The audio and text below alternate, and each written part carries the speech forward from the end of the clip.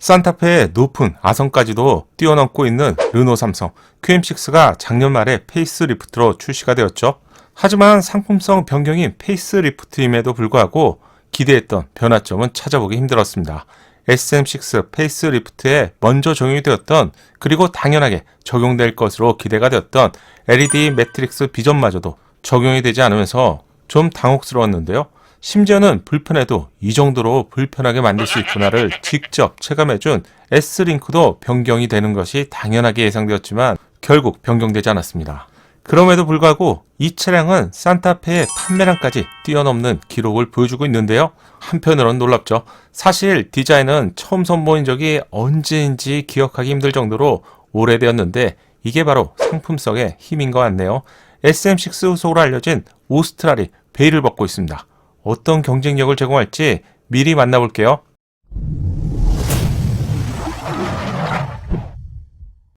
안녕하세요, 연목그룹입니다. 대한민국에서 현대차 그룹은 독점을 넘어선 사실 어떤 차량을 새롭게 내놓아도 세그먼트 1위를 차지할 정도로 높은 점유율을 자랑하고 있습니다.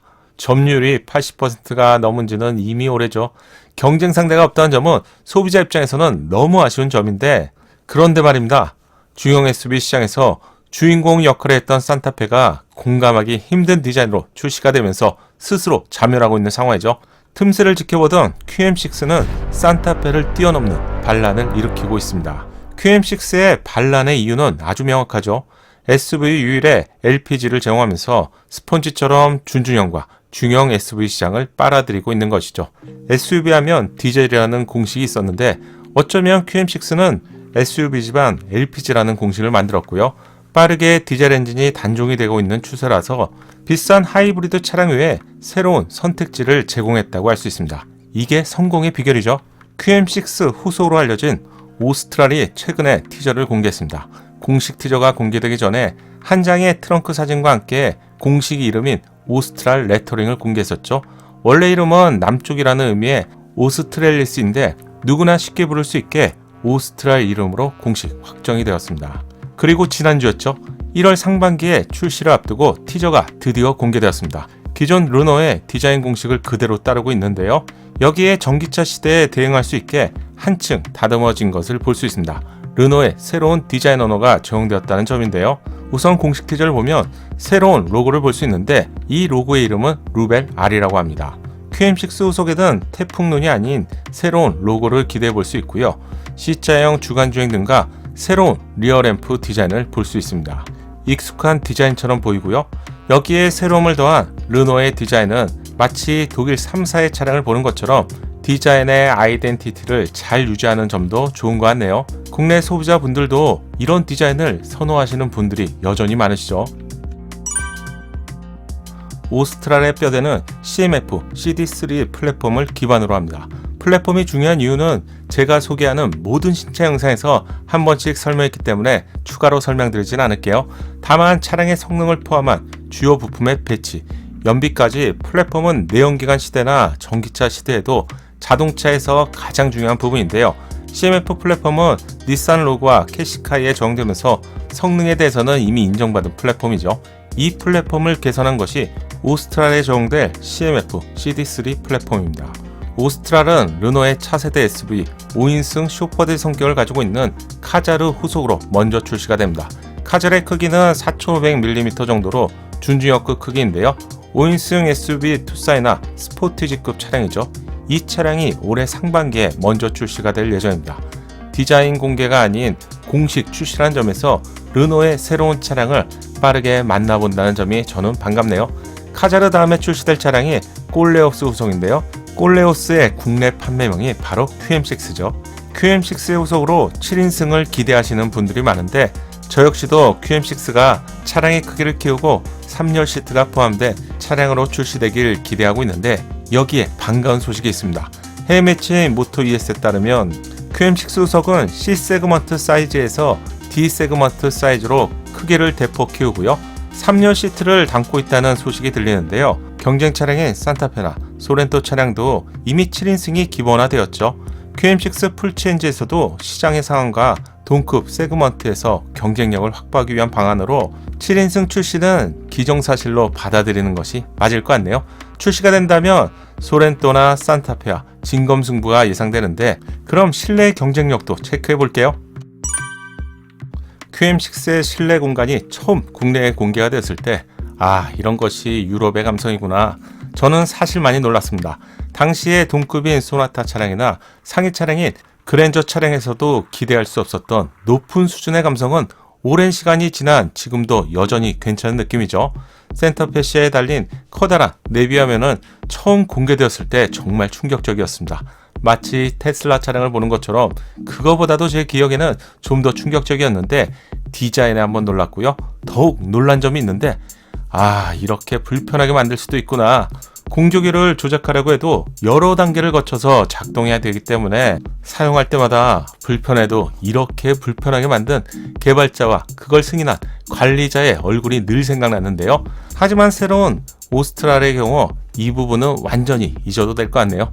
아마 흑역사로 기억될 것 같은데 새로운 오스트랄은 메간 이테크에서 선보인 새로운 실내 공간의 하이테크한 디스플레이로 무장합니다.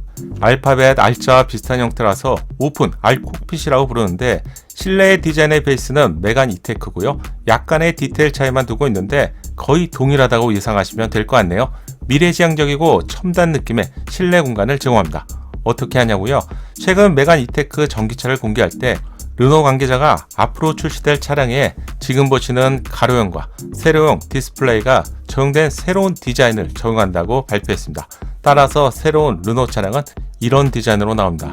이런 디자인은 장점이 많다고 생각하는데 개입하는 가로고요. 내비 쪽은 세로 디자인인데 마치 전투기의 콕핏 공간을 보고 있는 것 같죠. 또한 예전과 다르게 요즘은 소프트웨어 영역들이 많이 발전했죠. OTA 기능을 통해서 다양한 사용자 인터페이스를 기대할 수 있습니다. 만약 계기판과 내비를 한 줄로 길게 연결한 것 같은 UI를 적용한다면 국내 최신 차량에서 제공하는 파노라믹 디스플레이처럼 사용할 수 있죠. 비슷한 구성이지만 중간 부분이 이렇게 떨어져 있는 경우라면 두 개의 디스플레이를 하나처럼 활용하기 힘든 단점이 있는데요. 거의 붙어 있다 보니 하나의 화면처럼 구성할 수 있다는 점이 매력적입니다. 또한 하나로 연결된 디자인은 가로형과 세로형의 장점을 모두 수용할 수 있는 디자인이죠. 예를 들자면 지도와 같은 기능은 가로 형태보다는 앞뒤 도로를 좀 더 볼 수 있는 세로형이 사용해보면 좀 더 편리합니다. 동시에 비교해보면 내비 쪽 모니터가 확실히 잘 보이는 느낌이죠. 반면 스마트폰과 같이 연결된 앱의 기능은 가로 형태보다는 세로가 좀 더 편리한데요. 양쪽 방식 모두를 사용할 수 있다는 점에서 저는 이 방식이 좋은 것 같아요. 특히 최신 차량에서 디스플레이 사이즈가 계속 커지고 있기 때문에 이 디자인을 칭찬하고 싶네요. 이 정도라면 QM6의 후속으로 예상되는 오스트랄의 경쟁력은 충분히 확인된 것 같습니다. 매력적인 디자인, 편리하면서 세련된 실내 공간, 르노의 주행 성능도 믿을 수 있죠. 그럼 마지막으로 엔진을 살펴볼게요. LPG처럼 높은 경쟁력을 갖춘 엔진이 제공될까요? 우선 자동차 시장의 추세에 따라서 디젤 엔진은 사라지게 됩니다. 오스트랄은 하이브리드 가솔린 엔진으로 먼저 출시가 될 예정입니다. 12V 마일드 하이브리드 기반의 1.3 가솔린 터보 엔진과 48V 마일드 하이브리드 엔진 두 가지 형태로 제공이 됩니다. 비슷하게 참고할 수 있는 구성이 올해 출시될 예정인 XM3 하이브리드 차량인데요. XM3 하이브리드 차량은 WLTP 기준으로 24.4km라는 엄청난 주행거리를 자랑한다고 알려드렸죠. 르노 하이브리드는 국내 제조사가 만든 하이브리드와는 구성 방식이 조금 다른데요.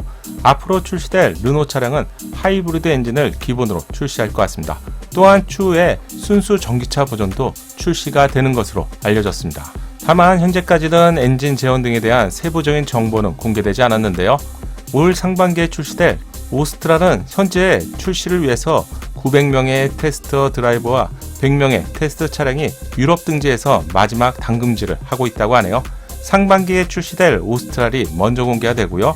이후 오스트랄의 롱바디 성격인 QM6의 후속도 출시가 될 예정인데 현대와 기아가 독식하고 있는 국내 시장에 르노의 새로운 차량이 기대가 된다는 점은 저만 그런 것은 아니겠죠?